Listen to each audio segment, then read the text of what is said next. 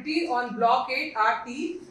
So as you are seeing that you already have got white and pink clay. So we are having a teeth model using clay, and you will be taking your pink clay, which will be used as gums, and you will be doing all the kinds of, you will be making balls out of that, out of white clay, around 16 balls, and you will be placing on the gums, and that will be you will be doing only the lower jaw. In the lower jaw, you will be doing 4 incisors, 2 canines, 4 premolars and 6 molars. Clear? Using your 10. Thank you.